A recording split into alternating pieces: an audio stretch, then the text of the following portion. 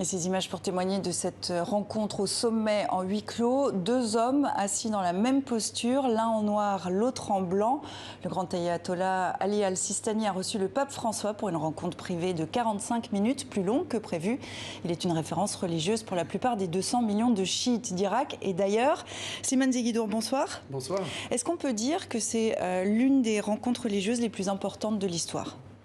Oui, en tout cas des rencontres islamo-chrétiennes, indéniablement, parce que à la différence des sunnites, les chiites ressemblent aux catholiques, ils ont une véritable hiérarchie universelle. Et donc Sistani est la plus haute autorité spirituelle chiite.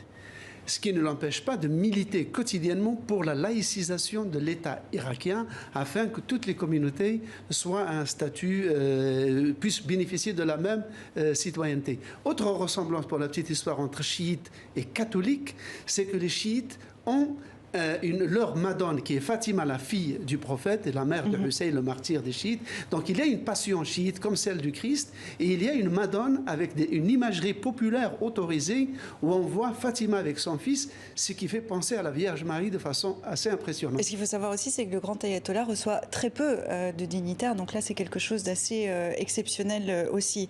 Est-ce qu'on peut dire que c'est un simple... Et le slogan, il y avait une affiche à Najaf qui montre Sistani d'un côté et le pape de l'autre, et le slogan, on l'a vu tout à l'heure, c'est « Vous êtes une partie de nous », on le voit ici, et nous sommes une partie de vous. Est-ce que c'est un symbole aussi fort pour les chiites que pour les catholiques ?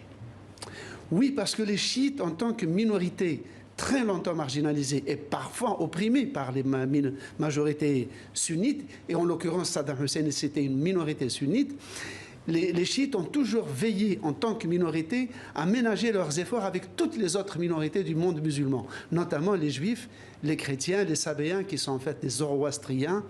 Et donc le fait que la plus haute autorité chiite ait reçu la visite de la plus haute autorité catholique, pas seulement autorité catholique, mais l'Église catholique est la seule Église qui dispose d'un quasi-État qui est représenté à l'ONU et dans toutes les instances internationales, ce qui n'est pas rien. Merci Slimane pour ces précisions.